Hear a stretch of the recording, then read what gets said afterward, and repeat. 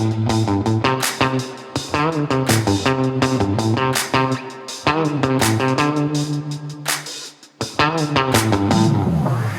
the Penguin Magic Podcast. I'm your host, Erik Tait. Joining me, as always, my good buddy and co-host, Nick Locapo. Nick, how you doing? I know it looks. It's like I'm unshaven. I got the winter hat on, and it's 80 degrees outside. Well, YouTube viewers will know that I'm not in my normal place of power because I'm experiencing a blue screen of death with my main computer right now. Yeah, so we're a little drag on the appearance today. Yeah.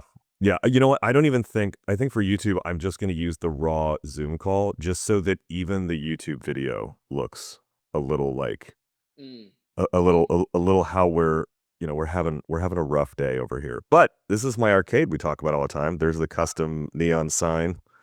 Yeah, I wish I knew. I would have went to my arcade, but it's all good. All good. Let's well, I gotta do one thing since we're on the YouTubes now. We should hey, look at that. Everything lights up. Oh, whoa. Okay, never mind. Yeah. Drag no more. I'm going to turn it off, though, because it causes banding on this weird little webcam I'm on. Oh, man. We have a few things to talk about. Brand new. This is exciting. Brand new trick from Danny Garcia dropped last week. Yeah. And it slid under even, not that my radar is like crazy. I don't know anything extra than most people other than outside the Penguin stuff, but yeah. Woke up to a new Garcia release. That doesn't happen every day. No, and it kind of came out of the blue. Like, it was, normally we hear about stuff before it's coming down the pipeline and we can sort of prepare to talk about it on the show, but just Garcia dropping fire on the Magic community. Well, I saw that he had posted on his Instagram that he was launching something, with a countdown, but it felt more like website based. It was like a link to a little did I know a magic store at this point. But it coincided with a release of a great new trick. And there's a lot of opinions flying around about that trick at the moment. Not because it's a bad trick or anything, but because it's one of these tricks that touches on a lot of sore subject methods for magicians. I feel like there's certain methods that when they come around, they demand arguments on the internet. So this is definitely one of them. But I love it. The effect is essentially you have this like really transparent, translucent looking white envelope with a card in it, and it's got a paper clip folded it in half, and you hold that in front of your spectator the entire time, and essentially you get them to name a card, and you open that envelope, and inside that envelope is the card that they named. It's really that kind of direct of a trick when you boil it all down.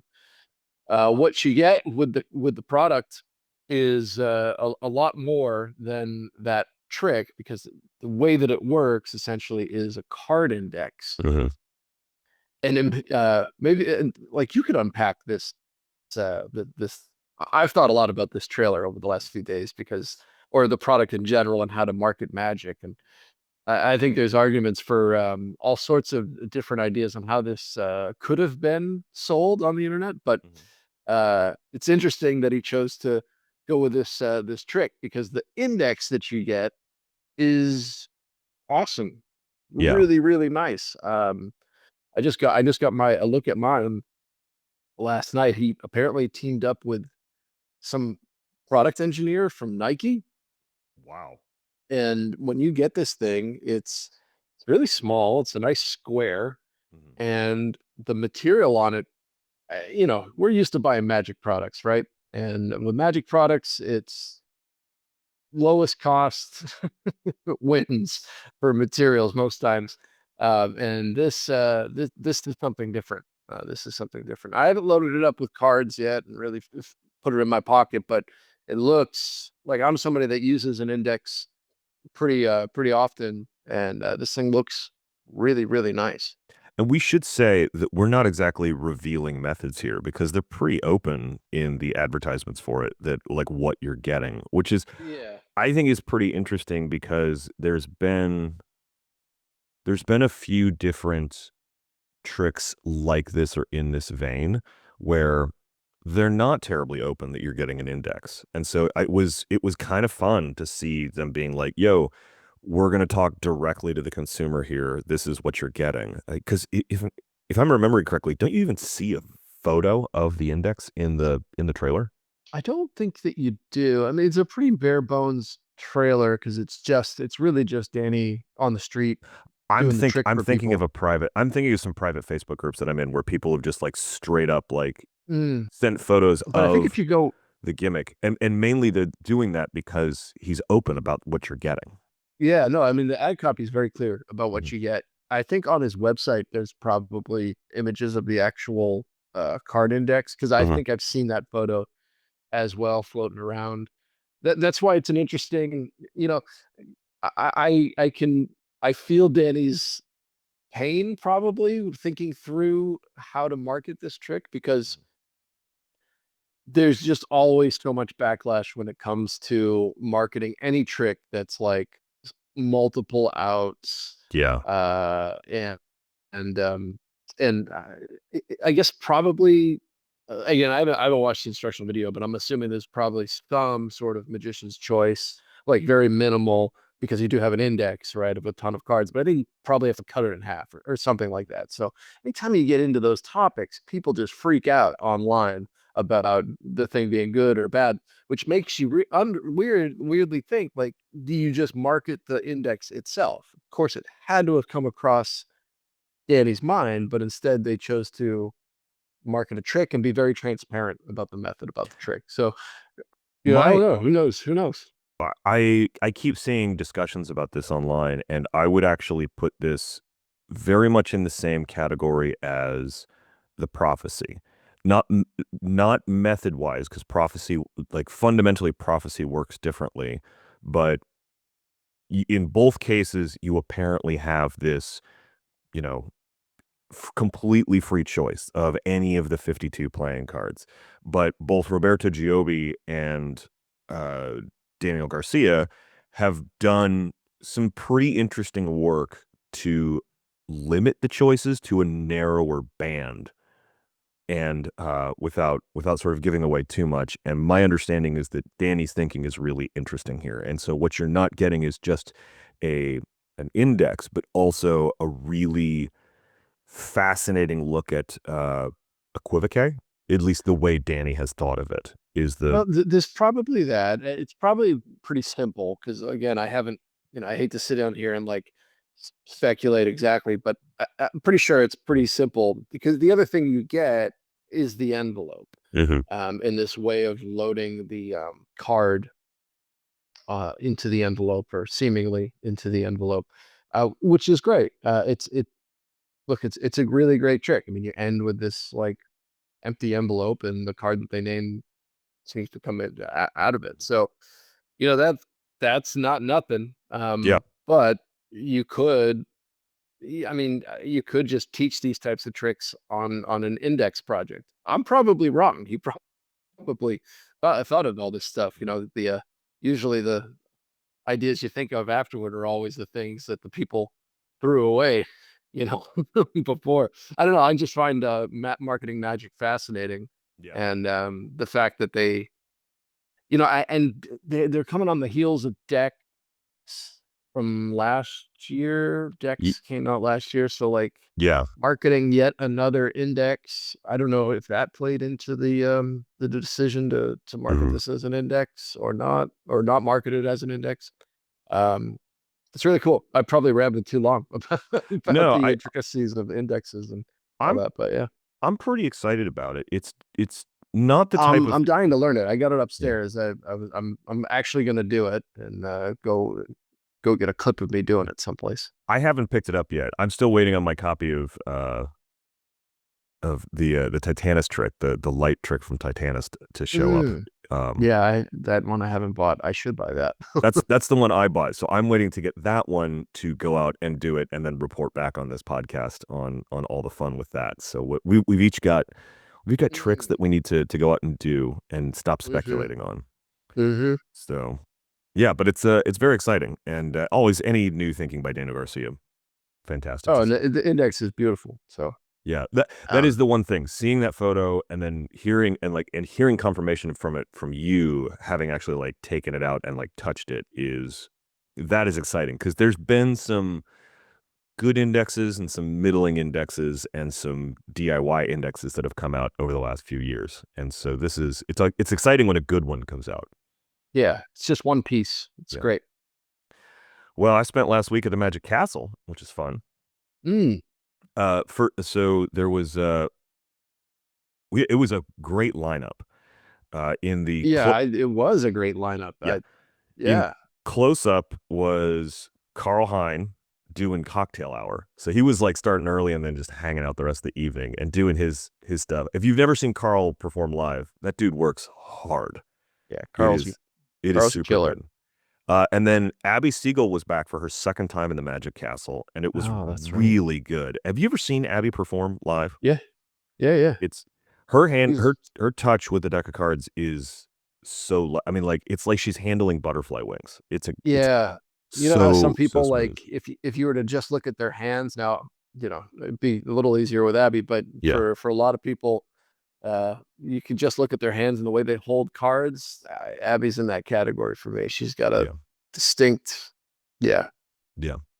Then Mark Matsumoto, who is a local from Los Angeles, was closing it out in the late close-up. And actually, I want to circle back around to Mark in the very end here because there's something interesting that I think you'll find is funny. I was late parlor, and then not opening for me, but close-up, opening the evening in early parlor was Shimshi, Did you which watch his was show? I did. I actually got to watch his show a couple times. My aunt and uncle came one night with some friends of theirs as my guests, and so I took them in to see Shimshi's show. And super dynamic performer, super compelling and engaging. Was he doing the Fantastic. floating ID? He was not. So Shimshi was actually working on a ton of new material, a lot of mentalism, and one card trick that I'm not going to describe in full just because I know he's still working on it and I don't want to spill the beans, but it was a transposition that fooled the heck out of me. And my aunt was actually involved in that trick. And so I know for a fact that it was deeply fooling. It was very good. But a lot of like really great, awesome mentalism. It was uh it was neat to see him perform and share a dressing room with him. Uh, we had problems with the castle mics one night, so Shimshi let me use his personal microphone, which was very kind of him. Mm, ooh. Yeah, yeah, it was pretty crazy. And then in the with George Tovar, our buddy from Mystique Dining Lounge, was in the bar. I cannot remember who was in the Peller. I did not. The only two shows I didn't get to see were the Peller and the Palace. Yeah, But I when you know the Palace was Matt Marcy, Dave Morey, and Luna Shimada. got it. Yeah. Yeah, So it's funny how like separated you get, even though you're there the whole time. You just like the week goes by and you're like, have I even been in the basement? yeah, Uh, it was. I actually lined up for the Palace twice, and then on both occasions I was. They cut it off. They're like, sorry, we're full. On both occasions, I was the last person before they cut it off, and I was like, oh, I'll come tomorrow night or whatever. But yeah, that's why you got to make friends with David or Mike or or or Maggie yeah. so that you can because you can just slide to the parlor connects to the palace. So you Oh, go through that's that right. door, and then I mean it's kind of scary because all of a sudden you go through the next door and you're like in the wings of the stage. Yeah. That's where they sit, so you can be like, hey, then you could kind of stand over there and watch Oh, the show if you had to I got to do watch it that on the next. monitor, at least or something like that. But yeah, I got to do the that next palace time. is its own ecosystem back Mhm. there. It's a lot of secrets to the Palace of Mystery. I had a great time though. Actually, Nick the Duck is further improved. Oh, good. Good to So hear. I have been having some issues with my smoke device. Just the one that I use. I'm trying to transition over to using the Universal Smoke Watch from Jean Miranda, just because his stuff is really good and uh, it's really reliable. But I haven't quite figured out the handling yet. But my and part of the reason I want to change it is because of the way the air intake works. His pulls air from the back of the device and pushes it through the front, which is a really clever design. And a lot of the others pull air in from the top and then shoot it out the side. And so the problem with that is that the fan intake can sort of get covered by your shirt cuff, and then it doesn't shoot out in like a nice way. But what I ended up doing was attaching the wooden cigarette for the duck to my smoke device so that I could palm the device and it would tell me the orientation that it was in when it was in my pocket so that I could immediately pull it out. It also allowed me to eliminate a prop because now I'm not using a lighter anymore to pretend lighting the cigarette. So it just looks like this lit cigarette comes out of my pocket and goes into the duck's bill, which was a nice big addition. And then my closing effect, Carl Hein and John Armstrong noticed a rather glaring error that I missed because I've never seen the show from the front properly. Like I've seen video of it, but I never really saw this mistake that I was making. And so there will be an update to the signed card and sealed deck that I'm doing that'll make it more deceptive. And I will tell you this later on, and you will laugh Okay. because it's something that we both completely missed. But let's just say that there's a logo that is very obvious that if you are looking for it at all, you will see. I don't know if I've ever seen it from the front. Oh, Now that's that right. you mention it, Yeah, you're usually in a wing. I've probably only seen it from the side. Yeah. I'll tell you off pod. It's Funny, pretty fun. funny. I lectured. I had a pretty full house for the lecture. Oh, that's a busy week. Yeah. I was so I fortunately this time I didn't do any of the brunch shows. No, I was just doing that. I was just doing parlor, just doing my thing at night. But I did lecture on Thursday. I had about 40 people in the parlor for my lecture, so it's pretty full. That's good. Yeah, it was a lot of fun. Saw some great people. Randy Pitchford came, saw my show. So did Erica Larson. They both sung my praises, which was really nice. I saw Randy Pitchford's performing this week at the Magic Castle. It is very much a Pitchford week at the castle this week. There's a lot of people in Randy's orbit. Does he do that often, or is he? This is his first time in like 25 years in the castle. Wow. I almost changed my flight on Monday to stay an extra night and watch Randy's show, but I had to get back because we've got lectures and shows in Columbus this week. That's right. That's right. It was a good time though. It was a good time. I can't wait to be back. I'm hoping to be back later this year, and a lot of good friends, a lot of good shows, and I said I was going to loop around back to Mark Matsumoto. So Mark Matsumoto was late close up, and in his show was a Penguin product. He was performing Credit Swipe by Craig Petty. Calling him out, huh? Yeah.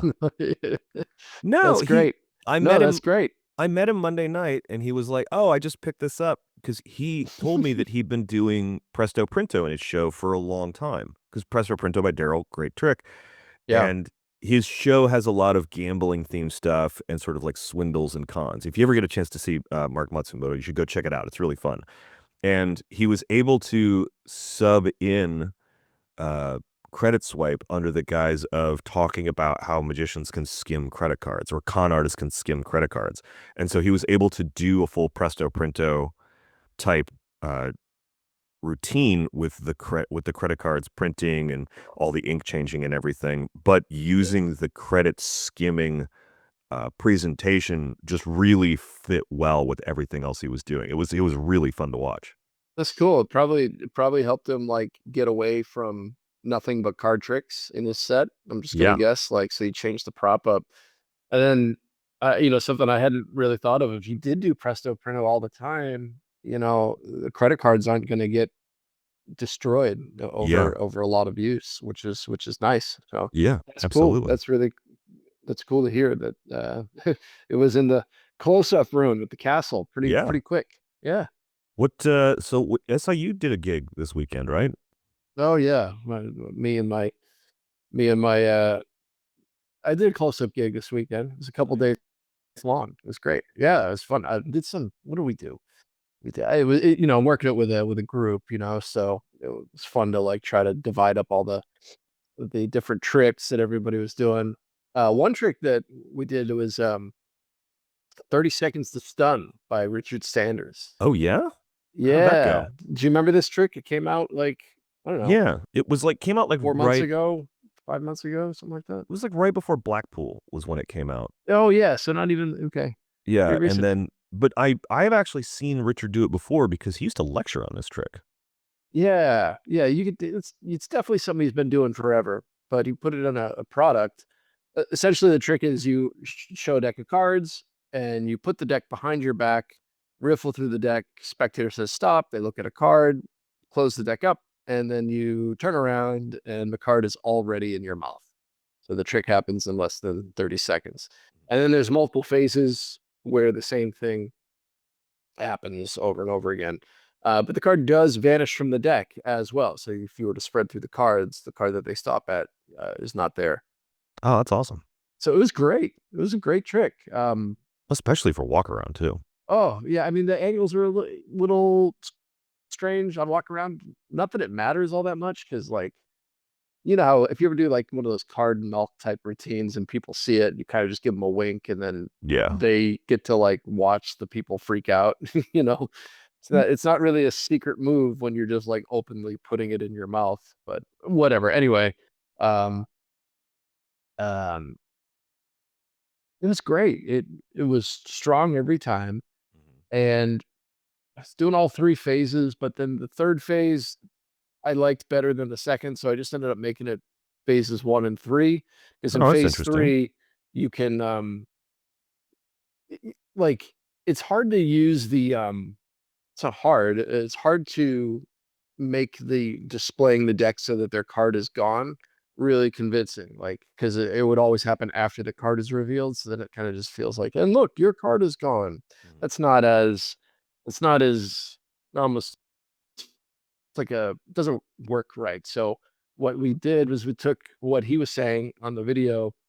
Um, you show that their card is still on the top of their a pile. You cut the deck and you show their card is on the top of it, and then you have them cut the card into the middle, and then they have to go through those cards and find it.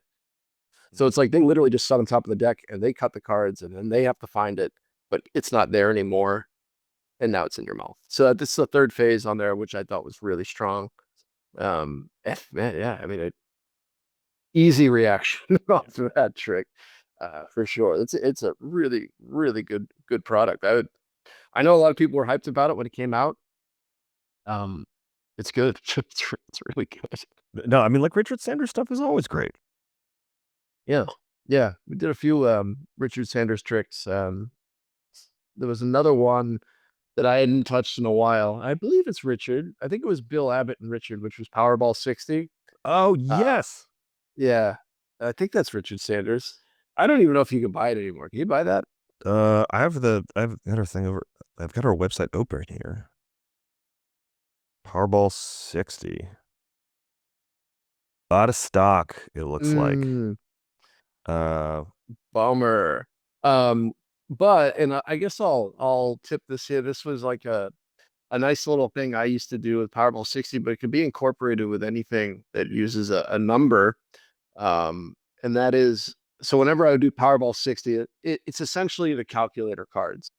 So somebody thinks of a number off these lottery tickets, and you're able to tell them what number they're just thinking of. But with Powerball 60, it's always like, oh, these are all losing tickets, even though I feel like I should give you some money for winning this trick. Mhm. And then I'll reach into my pocket and I'll have exactly the amount of change of the number that they said Yeah. because I combo it up with Gregory Wilson's exact change. Oh, great. Oh, that's a So killer if they're idea. thinking of the number 42, I reveal the number, then I also reveal I had 42 cents in my pocket. Uh, I've always loved exact change, and it's a fun trick to marry it up with. And if you don't have Powerball 60, another one I realized is a good one to marry exact change to, because I was there with Jeff Kaler. He was Mhm. doing uh, mental dice. Oh, So yeah. you could have like people, you know, with the numbers in their hands, and of course you know what the numbers are on these dice. You could quickly dump off that exact amount of change into your pocket, reveal each die, and then also reveal hey, if you added all those up, what would that be? And then you reach in your pocket and take out the change. Oh, That's evil. That's that's a evil. killer trick. Yeah. So Yeah. I don't know. I've always been hyper aware. Brent Kessler, my buddy Brent Kessler, was like we used to talk about exact change a lot. He was one of the first people to be like, "Oh, we could do it with Powerball 60." And ever since then, anytime there's a number involved, I'm always like, exact change goes with it, because it's just fun. And if your buddy's if you're doing a gig with somebody else, you can, you can almost like, as a side note, like Jeff can reveal the total of the dice, and I can secretly dump off the change into my own pocket. So it's like you know, anybody can get in on the trick. That's awesome. Um, Yeah. And then last but not least, I also was doing Divide and Conquer over the weekend again. You broke Divine and Conquer back out, huh? Well, I did it at the Danville convention I was at Mhm. at not that long ago. And yeah, it's too good. It's too good. Maybe I shouldn't even be talking about it again, because it's one of those, it's like, it's it's just a little bit bigger than other close-up tricks. So it's like the special trick that you do for when you're back around to the same group. But man, it's the trick where just you spread the cards, and you have one person look at a card, you have another person look at a card, and then you close the deck up, you reveal the person one what their card was, and then for person two, you make the card disappear from the deck and reappear wherever you want, in your pocket, under the chair, wherever. And it's crazy. It's impossible, and it's just a really strong trick. Shannon Wim just did it on, I don't know if it was a morning show. He had a TV Yeah. segment where he was just doing it on there, which is funny because I was like, I had just busted it back out like a week before that clip dropped, and so I feel like everybody's That thinking about Divine and Conquer at the moment. that reminds me, speaking of like comboing up tricks, I do Mm. Scratch by Secret Tannery, Hmm. which is available on Penguin Magic. If you don't know what it is, you've got this you basically ask two different people to come up with a two-digit number each, and you end up taking a lottery ticket out, and when they scratch the lottery ticket, there is a digital print, like it looks like a digital clock, of each of their freely selected uh, two-digit numbers. But you need a trick to do in between, and because of the method, and he usually uses a book test. I use Divide and Conquer for that, and because it's perfect, because you end up like sort of revealing a prediction, and so I use the prediction from Divide and Conquer for that effect, and then go into the named numbers, which is really fun. Uh, it's just like finding tricks like that combo up together is really great. No, it's always fun when you find a couple tricks that marry up, and I'm not that great at it. There's some people out there that like they figure all that stuff out. Like Yeah. all the releases have some sort of through line and everything. But yeah, I, t- I I mean, t- why aren't you doing exact change at the end of Scratch? oh, so you mean go from Divine and Conquer to Scratch to Exact Change? That is Right, oh, right. I mean, aren't that's they? devilish. There's you're revealing the number right on Scratch. Like, Yeah. You're revealing yeah, two-digit numbers. So you could like quickly add them up and turn that into a dollar amount that you could easily get from Exact Change. yeah. Exact change goes up to like 100, or sorry, like $1.64 or something like that. I forget how much you Yeah. can do, but Yeah, you could definitely get there. hmm, no, it's crazy. I tell you, the trick that I've been having the most fun with lately is Sugar Bunny by Steve Fearson. That's a good one. It's so the one Can you alteration get that on Penguin? yeah, you can get, I just looked it up. You can get Sugar Bunny on Penguin. Mm. It is a great trick to sort of go back to a table with. And the one change that I've made is I don't use sugar, I use salt. And that's mainly because my fingers don't get sticky with salt. So when I'm like molding it, if there's any like moisture, like especially if I've done double cross recently and I've still got a little wetness on my fingers, I don't want to have to be going back to the bathroom to wash my hands constantly because it's covered in sticky sugar. But yeah, that's a killer trick. The other one that I've been doing a lot is I am doing a lot of Super Sucker by Risky Nanda. I'm just carrying that around with me all the time now. Mm. I was gonna say, because I'd also read, you just remind me when you said Double Cross. Mm-hmm. I had read, I don't know if this book is available in Penguin, but I'll shout it out anyway. It's you got the website open there? Yeah, It's I got it open. or here, you know what? Let me look because I don't know the exact name of it. But I picked it up at Magic Ink here. It's Al James's. Oh no, it is on Penguin.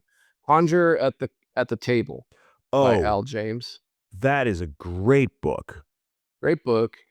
In that book, it's the first time that I'm aware of that the Heba Haba Al figure cube routine, like the OG. Yes. No, I mean, obviously Ashes on Palm is like the OG double cross, but like uh, the sugar cube routine where you write a letter on the sugar cube and it appears all over somebody's body. Mm-hmm. It's the first time I think it's been like properly written up is in Yeah. that book, and it's great. It's a great. There's so much great, solid restaurant worker material in there. Do you have it? I do. Yeah. I bought it. I happened to be performing at the Chicago Magic Lounge like the week it came out. So, and Al James like hangs out at the Chicago Magic Lounge all the time. So I got Al to sign his copy, but I read it cover to cover when I started doing restaurant stuff. And actually, fun fact, if you go to Magic Ink in Chicago, they've got a little display on the right side of the counter, and there's some memorabilia in it, and there's a chop cup that is cracked, and it's I saw this cup. it's Al James chop cup, and he used it so long and for so many years that he ended up cracking this copper cup because of how many times he'd done chop cup with it, and so it ended up on the counter at Magic Ink, so you can actually see. The wild thing about the cup is that it's like, yeah, it was cracked. It had this like crack in it, but for during his chop cup routine, he's like hitting the cup on the table, and for whatever reason, he must have been hitting the cup on the same side for 50 years or whatever it was. So when you look at the cup, the bottom of it is like, after 50 years of hitting the same edge of the cup, one side of it is like completely like smushed, just the weird, like being able to pick up the cup in the same exact position and hit it on the same edge. Like, I don't know. Yeah. It's fascinating. Pablo was detail. He showed me every inch of that cup when I was over there the other day. It's man, if you ever get to Chicago, go check out Magic Ink. They got some great stuff in there. Oh, for sure. They got all the Penguin stuff there too. So I'm hoping to go hang out at Magic Ink and like demo Penguin stuff behind the counter one day or something. Oh, that'd be awesome. That would be fun. Yeah. I stopped into the Hollywood costume shop on Hollywood Boulevard when I was in LA, and I saw a ton of Penguin products behind the counter there too. What used to be Hollywood Magic has now been folded into this costume shop, but yeah, there's like a lot of Empire tricks and some older stuff in there, but there's a good contingent of Penguin tricks there, which was fun to see. Funny. Yeah, we're out there. All right, man. I think that's going to do it for this week. What we didn't talk about, and maybe we could save it for later or something, but like the O's Perlman on Rogan clip is kind of a big deal. I've been seeing people talking about that. I haven't watched it yet, but I will watch it this week, and we can talk about O's on Rogan next week. Because he sounds like he fooled the crap out of Rogan. There's methods on there, man, that I don't know, He's the OG. Yep. Well, I'm going to turn it over to past Erik right now. We have a great main event this week. Rob Zabrecky comes on the show to talk about creativity, where Zabrecky came from, and ethics in doing tricks. And he talks a little bit about his recent stint with somebody lifting a lot of his material at the castle. So it was a whole thing. So Nick, I'll see you next week. Thanks so much to Nick for being on the show. On to the main event. Rob Zabrecky is an award-winning magician and performer based out of Los Angeles. He first came to prominence as the bassist for Possum Dixon before transitioning into magic.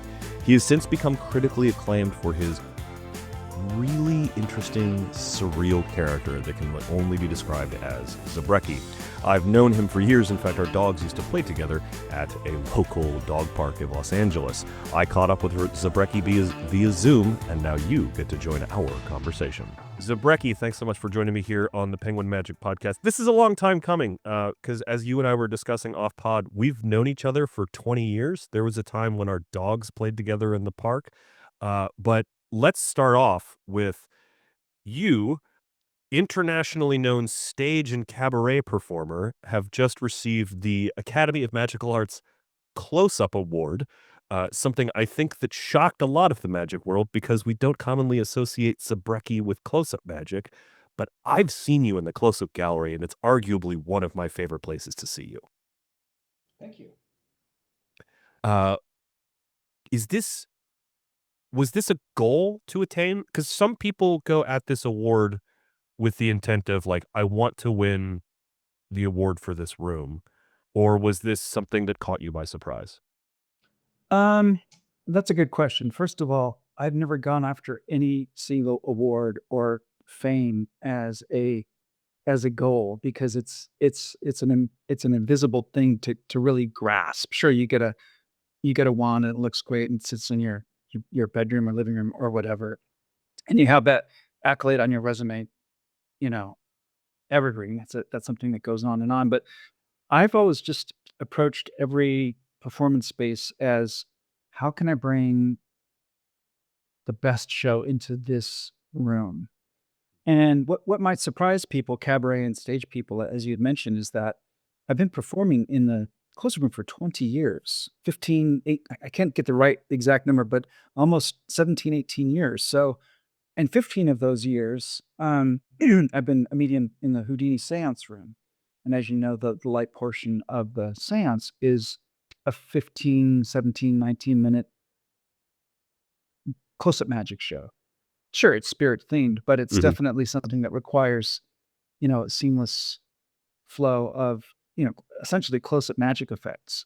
So I've been performing close-up magic more than most people ever know. I don't really talk much about my being a medium in that room. It's never something that doesn't come up that often.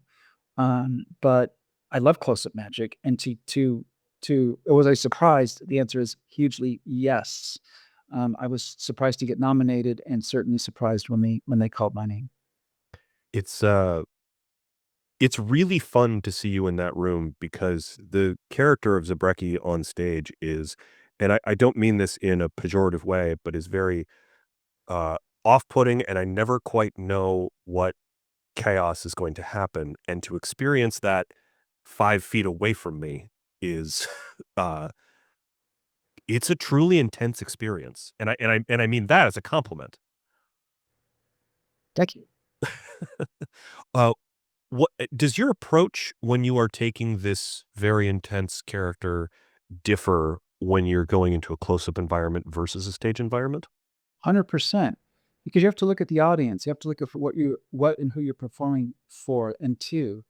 And when you're on stage and you're lit up, it's a lot easier to be, say, Pip the Magic Dragon or Puddles the Clown or Elvira, Pee Wee Herman, any sort of, Lucy Darling's a great example. Somebody who on stage lights up and they're this sort of larger than life thing. And we can do that with sound cues and lighting and curtains and all that stuff.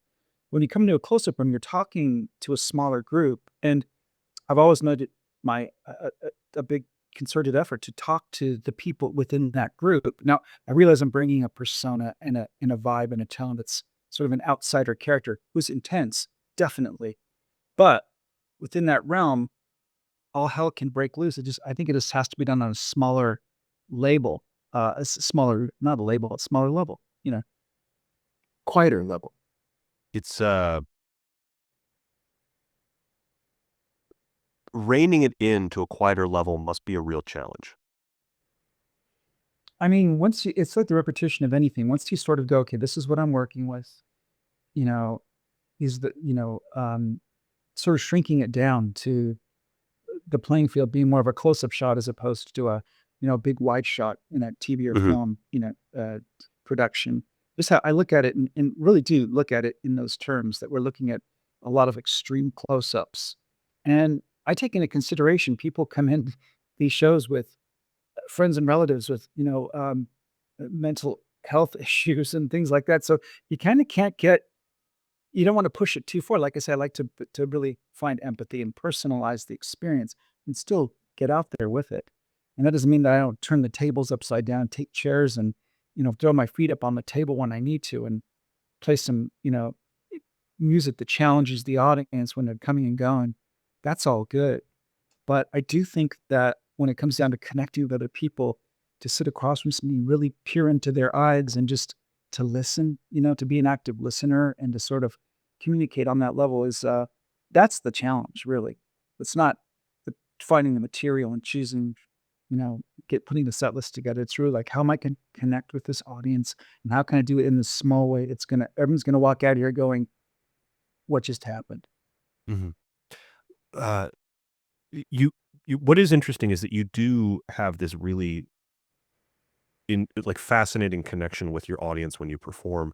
And I'm wondering if you have advice for anyone who is performing in a character and also how do you stay in character as an active listener? Are you just turning on a different part of your brain that is the character or the persona, or are you or is it a mix of the two humans or even multiple people that are inside of you? Well, I mean, like I like in sort of acting world, you step into the world of that role, you research it, all the details of and why that person exists and why they're coming into this world. So once they're there, everything's obvious. The prettiest girl in the room is going to be an absolute alien from another planet, right? The strangest person is going to be, oh, I get you. We connect. It's kind of I call it the Herman Munster sort of the idea of how Herman Munster saw the world, where he thought he was completely normal and everyone else is batshit crazy. Mhm. And that's how I approach this. So if you come into that, it really makes material choices and your choices with connecting with the audience is really, really easy. And I think that anybody who's examining character in magic or otherwise needs to know that. They need to know what the rules of their world are. And once you do that, everything else, even down to your wardrobe, down to your tie choice, down to the way you style your hair, all those things really become just a lot easier. You and Lucy Darling recently did the New Year's Eve run at the castle together. Uh, I know you have extensive work with Zabrecky working with, for lack of a better term, normal magicians. When two characters are working together, it must be interesting because it's not just you and it's not just Zabrecky and Lucy in the room. It's Rob and Zabrecky and Lucy and Carissa in the room. Yeah, there was there was a lot to sort of unpack with all that and examine, and it took us a couple Zoom calls to go, all right, what is this thing going to be, and how are we going to tackle it? And once we sort of determined uh, our relationship, you know, it was a lot easier to do that. And which we went, okay, we're relatives. Well, how are we relatives? Who's older? Who's younger? Who's male? Who's female? There's a lot of gray areas with all of these, with that. And I think we determined that she's some kind of a great aunt or something like that. And then once we went that, oh, we're family. So when we're family, we can treat each other. There's a shorthand to that where she can just, oh, Zabrecky, go to this, and I sort of have a reverence to my great aunt. And I think that again, having rules and really just thinking about this stuff and putting it under a microscope for a second to determine what it's going to be makes it just so much easier to navigate. I am deeply thrilled to know that Lucy and Zabrecky are related. Uh, I want to take it back a little bit further because Zabrecky has evolved over the years, and I moved to LA right after the Unholy 3. But would you mind letting our audience in a little bit on who the Unholy 3 were, where they came from? Sure. So the Unholy Few was a magic trio that I was one third of with the parlor stage magicians Fitzgerald and David Lubrin, who's also probably better known as the drummer for the rock band Pixies. And we showed up to the castle early aughts on all wanting to have a stronger parlor thing. Fitz was already working in showrooms David and I wanted to. So at that point, it was a lot easier to show up on a Friday night and throw up a show in the Peller, which was completely empty. The Magic Castle, Magic was really different at that time. It wasn't as popular. It's the main thing. And Magic Castle certainly wasn't a thing as it is today.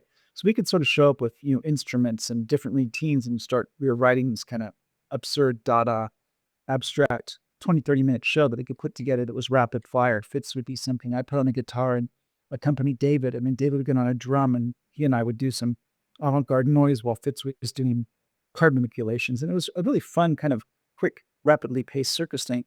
And we didn't do it in the Peller, we did it in a museum. Again, there's nobody down there. There's no competition now to do a set there. You have to sign paperwork practically. It's a whole thing.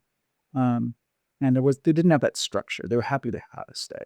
So we had a little bit of success with it. People were coming back to see us. They're asking, hey, where's that trio performing? How is that working? Eventually we worked in some of the showrooms. We had some showrooms in the castle or in the parlor primarily. I think we did a handful of shows there, some colleges, some corporate stuff. It was really fun. Had a nice ride of about 5 years. And then David got a call that Pixies were going to reform, and he's out and running with that still today, which is amazing to see. I'm so happy for his success. Fitzgerald is now running a club called Black Rabbit Rose in Hollywood Boulevard, where he's kind of the impresario host. Oh, Is an amazing job with some great variety acts there. And I got interested in kind of just developing the Zabrecky world and expanding that and kind of changing the rules of what originally was this. I started off with a very small idea of what this character was, and I was kind of interested in expanding that. So all those things happened really nicely. It still unfolded, and we just did a little reunion a few weeks ago. Erik Larson invited us into the inner circle for a special event unit at the castle, and we did a reunion show, and turns out our parlor show held up, and the 20 minutes still was pretty good. What? That happened? And Erica didn't tell me? You know what? Sorry, we didn't text you. Oh yeah, plus there's a 2,000-mile difference or something. Okay, well, fair enough. Anyway, we got in, we got out. It was also unannounced. It was just a fun kind of like, hey, she invited us to do it, and they're like, hey, what do we have to lose? And the answer was nothing. Can this still work? Mm-hmm. How has the world of Zabrecky expanded since the Unholy 3? Oh wow, it's expanded vastly. I went to a lecture once, pretty early on, early aughts at Brookledge, and Teller was there and was talking to the juniors, AMA junior group, and he was giving a talk on longevity. That was the subject. That was the headline of what he wanted to talk about. And he's talking to all these kids about how their careers are going to go and how they're going to evolve, and some are going to go on and forget magic completely. Others are going to become probably the stars of magic, the years to come. But while this is happening, and he's talking to their future selves, he's saying, you need to evolve over time. You need to change. You need to grow with your nature. You need to find different methods, find different ways. Always be exploring who you are and why we're connecting with, how you're connecting with your audiences. What's the moral compass of the character, the position of this, and how we're going to grow and change throughout all of it. And so I really thought about that, and I started thinking about all the acts I'd seen at the Magic Castle. When I showed up, there have been parlor and stage performers. They've been doing their acts for 20 years. You felt like it felt dated. They were in their 60s and they're performing like they were 40-year-olds. Their Henny Youngman's one-liners weren't kicking the way that they probably did when those jokes were written. Like I was just watching, like, why is this working and this isn't? And I was watching the performers that were really strong were actually evolving over time. They weren't doing the same thing. I guess like a band or like any artist who sort of grows with every year. You can see growth and change. And then look at David Bowie's career. What a great example of somebody who, an extreme example of somebody who was always kind of, changing. The palette was always getting a little bit mixed up. So sure, the weirdness and the strangeness and the abstract, absurd idea of something like Zabrecky, that hasn't changed. But this azuri nuances have around it. I think to the casual observer, there's a lot of influence from sort of the monster throwback horror genre, where you have sort of a something that you would have seen Elvira introduce or the Munsters or something like that. But it doesn't feel dated in that way at all. In fact, it feels like it's evolved into something completely different. Would that be an accurate statement? Man, that's a great compliment. That's what I mean, that's what I if someone if I could have fed you a line to say about where I'm trying to go with this, it's simply that. And it's something that you can't really put your finger on. It's evolved from more straight up. I think originally when I had the character, the first few years, it was completely deadpan, very long pauses, and it didn't really gear off that path, and it worked. It certainly was like a thing. It was something to watch and be engaged by, but there wasn't a lot of variety to it. And I think now there's peaks and valleys within that, and it's a little more Rob Cerning than just say he straight up, Vincent Price or something like that. Yeah. And playing the role of a narrator, knowing that I physically changed over the years. I'm not this 35-year-old guy doing this, so I've got to what is the audience seeing? What's their picture? And I realized that, for example, just little comedic monologues about whatever. These things have helped me kind of grow and change. And material choices are kind of the same, but I'm not opposed to just banging out a nice classic routine, whether it's say Gypsy Cred or some minimalism psychometry thing, and just kind of putting more like, what is today's spin on this, as opposed to just here are the rule. Here's straight out of the rule book. I think the more you do something, the more you're able to kind of play around and try to expand and again, just kind of grows in others. That's always the goal. If I'm going to shift the conversation just a bit away from character, but I am curious as to if someone was interested in exploring a persona that wasn't them on stage, how would you advise them to start? Because it seems to me that once you have the persona, exploring it is the fun part, but it's starting to explore the persona that might be one of the more difficult things to do. Because I have to imagine that going into Zabrecky was probably one of the most difficult parts of it. I mean, you were for lack of a better term, a fucking rock and roll star before Zabrecky. I mean, it's a very significant shift. It was a huge shift, and I think the reason and the purpose for the character was out of fear. I couldn't just walk into Magic and be like, "Hey, what's up? Pick a card. All right, there it is. It's on my back." That wasn't gonna. I mean, that's not who I was really anyway. But it was like I needed something, and I think early on when I did get into Magic, I was very in my own way performing Magic as Rob Zabrecky, a guy from Possum Dixon, whatever. And it, as much as I was falling in love with Magic and methods and techniques and theory and the history of it, all that was like coming out in like an avalanche because I hadn't studied it as a kid. And when I did discover it, it was like finding music when I was a little boy. When that was my first love, was like, oh my God, who are all these people? And that was so fascinating. I knew I had a lot of catching up to do. So I think I was really originally drawn to character-based performers, Easter Misto, Tina Leonard's Mott Man Act, people that Carl Ballantyne, John Thompson, even people like Fred Capps, who were just kind of so over the top of they had like a Cardini. These people had this extraordinary thing. Henning, that example. But I knew I wanted my version of that.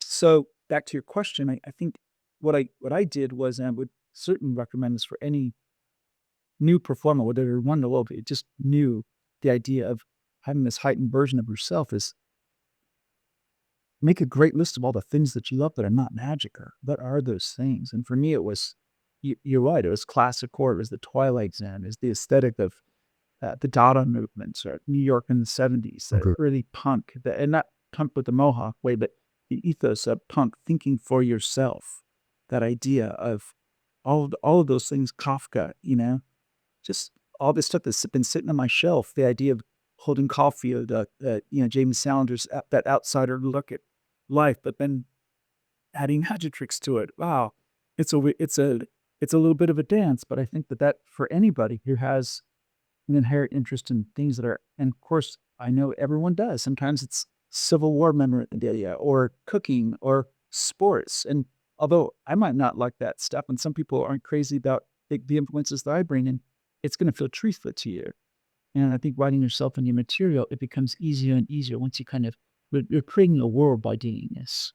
And in my case, it was, all in. I was pretty obsessed with it. Did the fascination with mediumship come as a result of the persona, or was that an underlying thing from some of the sort of throwback era stuff that you were already fascinated by? Complete result of stepping into that role. And Mhm. then, and once again, just when I thought I couldn't find a new thing to fall in love with, it was always one more obsession. Like, oh my God, the seances of the 1920s were bonkers. Yeah. And Houdini's, role within that world. And then you rewind a little bit and go to Fox Sisters and you fast forward and you find Helen Duncan and you've got the Davenport brothers. You're discovering it's like going to a record store and you're like, oh, here's this Sex Pistols record. This is fine, but this is the Damned. Oh, here's the Buzzcocks. Oh, Black Flight, X, Circle Jerks. You sort of like one thing leads to the next, and it was really that's what it was for me. It was like that 12-year-old kid going. It was a sign. These things were like one. It was like an omen. I'm done Mhm. to call it. Well, and I think that the analogy of a record store couldn't be more apt, because don't you have a a glow in the dark record that you can do an at-home séance with? I do now. Well, yeah, so that was like one of those things where everything sort of came together, and that I had been performing the seances for 10, 12 years, and I was approached by a record label here in LA that I really love called In the Red Records, and primarily a punk garage label. And they said, "Hey, would you be interested in doing a record for us, a seance record?" And they didn't know what it meant, and I didn't know what it meant. But I said yes. And then immediately I was drawn to, there used to be records in the Magic Castle gift shop, and they was one record label. It was called Electric Lemon Records. And they put out brilliant records like Music for Magicians. Uh, boy, oh gosh, there's Is this the record label that there's like a recording of Somebody Just Like Second and Bottom Dealing? no, Okay.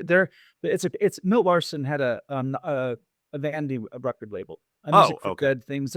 There's a whole great list. They did about maybe 10 albums total, and he did this created this record label called Electric Lemon Vern Landing. He was looked for Don Post Monster Masks in Hollywood and was a friend of Milt's, and they created music together and put up these really great records. The record jackets alone are worth the 40, $50. You can find them on Discogs or on eBay now. But anything Electric Lemon is amazing. And they were these novelty kind of records. So I thought, well, what if we had a do-it-yourself seance record? You put the needle on, and it guides you through the whole thing A to Z. Well, now and then it was like a super clear that he could contact a pet, a relative, a friend, a politician, anyone of your choice. And then on the B side, I just sort of was able to engage my love for avant-garde music by chanting the names of famous spirit mediums from the 1920s, basically, and around that era. And then they would bring people like Tina Lennet to play the harp and friends that helped produce that were really smart. And some of my favorite musicians got to play on the record again as a result of it. So it was, one thing leads to another. And I give lectures now on seances and speak shows, and it's kind of something that has really become a real true passion and obsession of mine, and has been for it was 15 years, and Mhm. I've been almost 16 in seance room, and it was just something that I was interested. Like Leo Koska had been performing seances since 1983 at the Yeah. castle, and Tommy and my wife and I friends would go to these seances. And they were wonderful and fascinating and cool. And through a chain of events, I started filling in for Leo. He couldn't be there. And it slowly, as you peel back the onion, again, the obsession side in Ryan's. It's I definitely have on my bucket list to attend a seance by Zabrecky in the Houdini seance room. It's one of those that I've been wanting to do for a while. Unfortunately, when I'm in the castle next week, you won't be there, so I can't. I want to turn to a slightly thornier subject that I want to be delicate in bringing up, but you have recently had some issues with people lifting material, and not just recently, but I think I've seen multiple people lift your material, and I think this tends to be a problem of successful creative performers because, I mean, Nick DeFott has had material lifted from him. I've had material lifted from me. And we've all dealt with it in different ways. My method of dealing with it was to just dive deep into hardcore sleight of hand that no one could do and make my material impossible to steal. How have you dealt with that? And how can magicians start to educate themselves a little bit more on the ethics of where our material comes from? Sure. Well, I think the first important thing to address is the idea and defining what lifting material means, because it's just really part of the problem. In magic, everything's in print, Sure. right? Even your most complicated, bird minis, whatever, your bottom deals and any complicated moves that you might be doing can probably be found or are variations of something that already exists in a number of decks. Mhm. So that's a get out of jail free card for any magician who says, well, it's in print. I bought the book, I can do it. But when you say, I think, and I want to just to make sure you define what the common language here, what lifting means is that lifting is, to me, if I see you, Eric Tait, perform an ambitious card routine, I've never seen an ambitious card routine, I go, I'm doing that routine.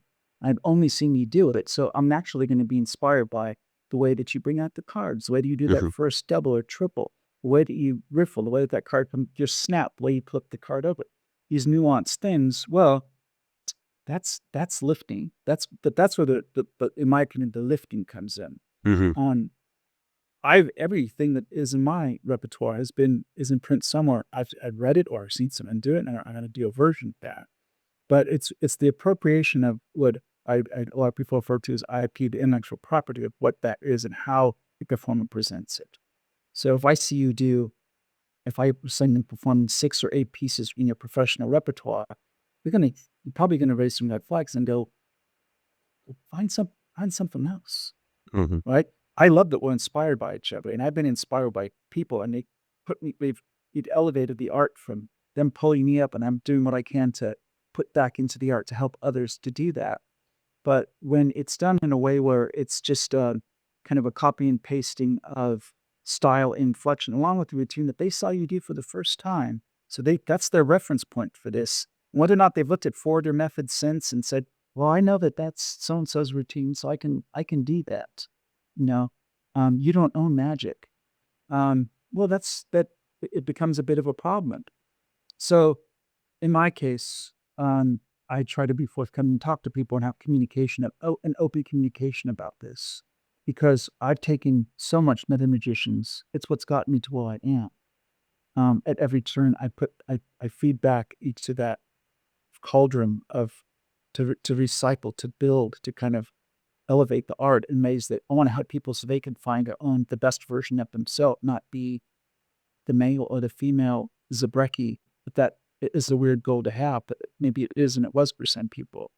And it's not, it hasn't proved to be effective. It's interesting because when I think of your material, um, you know, a very easy sort of, hey, here's something that's published, here's something that Zabrecky does, and you can tell a very clear difference is of Dice and Men. Tom Stone has been very complimentary of you, even to the point where he says, "I don't do it. Zabrecky is the only one who should be doing that." That is a direct quote from Tom Stone. Yeah. But the routine, you've changed the presentation and the emotional impact that it has on the audience to such a degree that it does become truly yours. And even at Penguin, when we're putting out new tricks, we do always ask, how is this different from what else is out there? Is it a presentational difference? Is it a methodological difference? Is it both? And I think that when you are, it's one thing if you're a hobbyist buying something and performing it, because oftentimes the routine comes with it. It's when you are stepping into the realm of becoming an independent performer where you have to really start to say, what new am I bringing to this piece that I'm bringing to the stage? At least that's my interpretation of what you're saying. 100%. And in the case of Guys and Men, Hug Hill, or one it's known as in the market now, for me it was, this is an outsider is going to try to make this personal connection. I'm not connecting with this world. I want to connect with you. And of course, as they come up, I place a large tarp on stage. So they're stepping onto this tarp, and suddenly, where's this all going? And then I performed, at that point, it's all straight out of Tom's brilliant handling, which is, I tried different ways of doing that, and other people have marketed other versions of it. Tom's method is great. If it works for me, it's very analog, as I would like to refer to, where the method is a joke. Basically, it's so simple. But it's all about that moment when you're having that HUD, and I really go in for that. I really have that moment, and as that's happening, the lights. There's on a stage, the lights will go to a shining, film, sort of a cubic red, and the sound cue, which is an Erik Satie piece, goes up, and the sound swells, and there's all of these different things that have been thought could have kind of elevated that piece on a good night, as opposed to, again, you just pulling it right out of the book and doing it. So a lot of thought has gone in. There's a handful of things that I felt like I've added to that piece to make it something that's been a little more provocative. Have you done much stand-up comedy, like, without magic? Or I have done a little bit, and I'm trying to find my the voice more in that world. In that I've got 2 5-minute pieces that in my set list, which is loaded with all kinds of different magic at this point. Some of it's a little harder to do than it was when I first started. Like, I'm definitely trying to challenge myself with slights and things like that. But there's comedy 1 and there's comedy 2.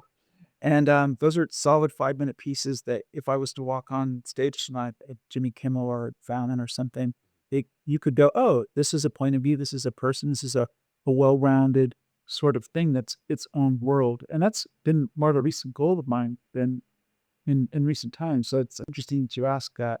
I'm fascinated by it. And I think it's another way to communicate. And when I'm trying to help others in magic, I say you should have little blocks where you're telling the audience about yourself, whether it's a one-line joke or an aside, but something that kind of, we're bringing people into our worlds, we're sharing, we're communicating.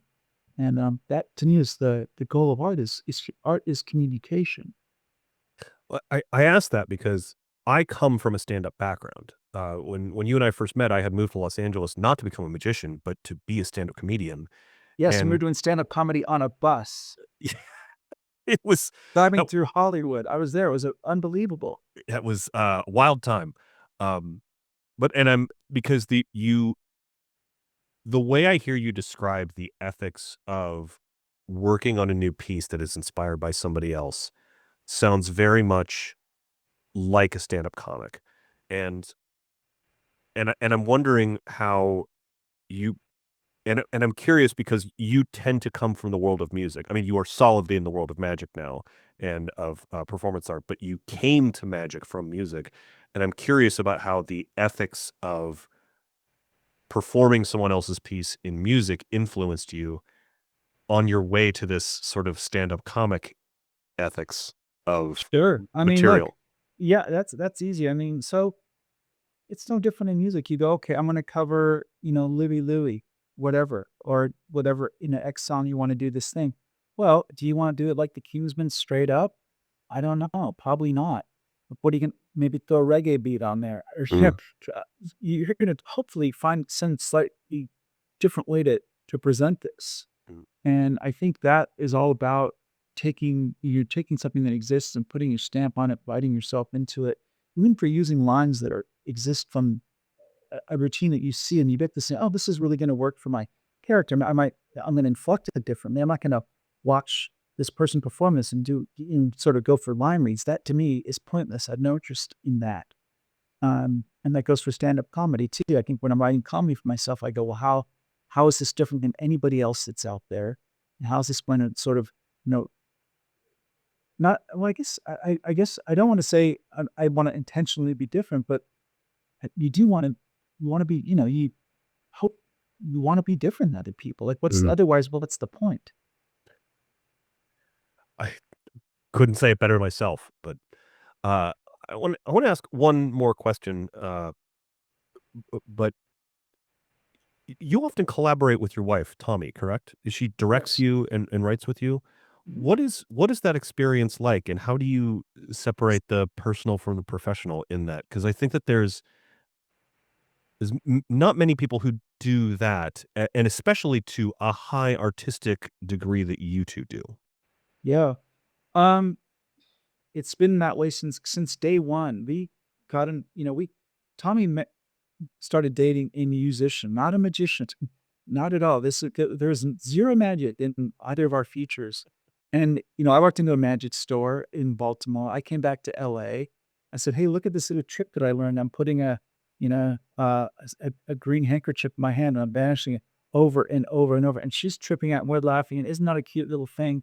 And that leads to, hey, she managed a nightclub on the Sunset Strip called the Viper Room. And one night she came up, she goes, "Hey, I got a pass to go to that magic castle up in Hollywood. Do you want to go?" And I'm like, Tommy managed the Viper Room? He did. She's so good. Sorry, that's okay. Please continue your story. Sorry, that is mind blowing. But for people who have lived in LA, but please continue. Yeah. Sorry. Well, anyway, yeah. So she was. So when you manage a club like that, there's perks and go to other clubs, see other bands, get on guest lists, stuff like that. She didn't take advantage of that stuff too often, but hey, Magic Castle. I'm like, well, I know this trip. Yeah, let's go. Couple together some weird suit. God even knows what her story came from, what smelled and looked like. I'm sure it was ill-fitting. We showed up and walked in it together. That bookcase opened, we're walking into the world of, the Larsons and Chung and Sue and Vernon, Charlie Miller and Houdini and Carter and Thurston and again Fred Capps and Kuda Bucks. And we're like, it's like walking in the record strip. Who's that? Why are they important? What's that? And immediately it wasn't my obsession, it's our obsession. And very quickly we put together a little act which wasn't good at all. It was called Griffith and Clementine.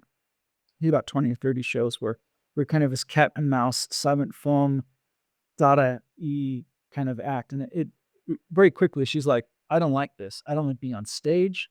I don't like people, saying you were great afterwards, even if you weren't great. Or in a nutshell, she wasn't comfortable with the idea of being a performer. So she steps behind the stage and immediately goes, "Hey, you know what? When you're dancing around in your underwear, doing this little shimmy at home, and you're like diving around on the bed doing this crazy stuff just to entertain me, what if you did the shrimp and cards? What if you married those two things? What if, you kind of used your deadpan miss to go, hey, you look familiar. You met before? Where do you live? What community? How about now?" And with sort of, those are things that she just observed and saw in me and she embraced my inner wearer. That's the thing that I've come on to say that I'm going to get the device kit. Anybody who's writing persona or character, trying to get to the core of who they are, it's those weird things that you might do at home, your little aside fantasies of where your place in the world. Those are the things you want to write into your act. And those are the things that are going to make you separate and make you unique. So Tommy's always done that. And there's always been a respect for like this other thing that's sort of our baby in a way. There is a Zabrecky character. I don't feel complete ownership over it because she's as much of that as I am. And we can reflect things on real people that we've seen go, there's a strange aberrant thing. How we take the idea of that and light it into the Zabrecky show. And sometimes it clicks and goes in, and other times it doesn't. So the answer is, how does it work? It's just always worked. It's always been there. And that I would call lightning in a bottle because, I just say, hey, everybody, go collaborate with someone. Collaborate with your spouse. It's probably a terrible idea. And I've seen people try to copy this model. It hasn't worked as good. I say to most people, go out and get yourself a director. Find somebody who's objective. Who's going to go, hey, Eric, you know what? Your beard would look cool if it was half inch shorter and you had a little fedora on, checked it over a little bit, and you tried this thing from this anime book. Like that to me is what you want. That's what Tommy does. It's stuff like that. So I think finding people that are gonna again elevate you and really just push you forward, constructive criticism. I'm not saying this is easy, and it's been the smooth sailing. We've had some very hard times with it. 20 years, it's again ebbs and flows. Mhm. Suddenly I go, well, I want to wear a striped suit. That you can't wear. That character's got a suit. He's got a black bow tie. There's one look for him. So okay, but that was the first 10 years. Now, how does this character change? How does he grow? So we kind of, you dive into this world of like, what are the possibilities of this? And I'm really, really lucky to have her as a collaborator. That's I didn't know any of that, and I'm so thrilled to hear it. Yeah, and yes, she was there in the height of like that early '90s madness when all that crazy stuff on the Sunset Strip was going on, and all Yeah. the madness, sex, drugs, and rock and roll. Not her, but Yeah. that. Yeah. No, I mean the Viper Room's a legendary venue. Yeah. It's incredible. I have two last questions. One is I'm personally interested in, and then one is sort of a platform for you. In every bio I've ever seen of you, it always ends with, and he's a professional auctioneer. How did you become a professional auctioneer, and why, how, and how has that niche skill influenced the wonderful things we see on stage? Boy, so those are a lot of questions, but Yes. starting the why and the how, well, we talked a little bit about, I started off as a musician. I transitioned into magic. So I have a pretty good 10-year run as a musician. Tommy and I get married. We buy a house in Silver Lake, and we get settled. And the band dissolves. It breaks up. It's student its course. So I'm just, I'm still young. I'm like, oh boy, can I have magic as a hobby and just sit in my living room all day? And the answer was no. I needed to find something to do creatively and financially. So I took a part-time job at an auction house in Hollywood and started very quickly luckily fund to a entertainment memorabilia department, but everybody, Hollywood props, and you would set them up for display, and there'd of course good auction. And there was these catalogs that were written, as they still do today. And I had a little bit of, I was a could write. So I was creating catalog descriptions and ultimately climbing up the auction ladder. I worked there for a few years. And then early on, they had offered on Friday, you can forego your lunch hour and take auction class. It's going to be an auctioneer. And I'm like, well, I'm working there, this auction, and I was fascinated by the history of all our pieces, memorabilia, and the different departments, the painting department, the fine arts, the Asian art. It's all just books and manuscripts. It's all just cool. These endless worlds I was fascinated by. So I thought, I'm a performer. I'd be able to actually do this. And I picked it up really quickly, and they'd start sending me out for charity auctions, and occasionally I would work as an auctioneer there in-house. And I really liked it because it was a chance to perform in a way that doesn't, of course, it's a different kind of performance in that there's no room for human error. Were there doing a job. You were making sure the bid is here at $500. It's at 500 here. Do I hear 750? Yes, I do. It's over here. So suddenly, having this, where I wasn't afraid to be in front of people and sort of, it's a natural gesturing now that those things all came in very, very handy. So I became a semi-successful auctioneer. And although in recent years, full disclosure, I haven't done as many auctions as they did way back then, but I'd still get calls for things for charity events and private auctions, and I would see them. And I'm able to write little bits and pieces of my character and comedy to. I don't go full Zabrecky in there. That would end in quick termination. But it's just it's something that I learned through that, and it's weird, but just still going to have as a side hustle, I guess. It never occurred to me that you really are doing a very important job while you're doing you're being an auctioneer, and you have to notice various things. And I think one of the things I've always found remarkable as Zabrecky as a character is that he does notice small things in the audience that I think other performers might completely miss, and that must come from that developed skill as an auctioneer. 100%. But the as I'm learning, this is all happening while I'm learning magic and noticing that making these connections with people, and the more comfortable you are in your skin, the more when you know you're going to reach them as a deck of cards. Okay, I'm going to reach in. I'm going to take out a thumb rider and a card at the same time and make it look seem very natural. These are the things that I love the rehearsal process. I love, just dialing in my performance so much. But I can notice that you've got a little E on your earring or something. There's some little Mhm. small thing that I can pick up on. It only happens, of course, when you're all in and you're so dedicated into and you're so comfortable in their skin. Your script is so in your head that if you want to go off topic for a second, you can because you know exactly where you're at. You can always pull it right back to where it's at. Again, the repetition of doing these things has been very helpful for me. But yeah, those are things as an auction maybe definitely are helpful Well, and fun. last question, and I'll let you go because I know you're a busy, odd little boy next door. But what's next for Zabrecky? Where can people see him? Where can what are we? Is there another vinyl coming out that's not just going to glow in the dark, but also light up and play a tune? Like what's coming from Zabrecky? So I created a magic special about a year ago, and that'll be coming up pretty soon. The full Zabrecky hour in its entirety. Um, Shot right here in Los Angeles at a venue called Dynasty Typewriter, and primarily a comedy venue. And that'll be coming out next 3 to 6 months probably, and it's something that hopefully will let the world see what that whole picture looks like, what 20 years of work looks like, consolidated to, you know. I can't wait. Zabrecky, thanks so much for joining us here on the Penguin Magic Podcast. We hope to Eric, have it you was a back. total pleasure sitting and chatting with you. Thanks for sharing the time. That's going to do it for this week, kids. Thanks so much to Rob for being on the show. Thanks so much to Zabrecky for being on the show. And thanks so much to you for listening. Well, if you are watching this on YouTube, you can tell that I am still coming from an odd location because my main computer, the incredible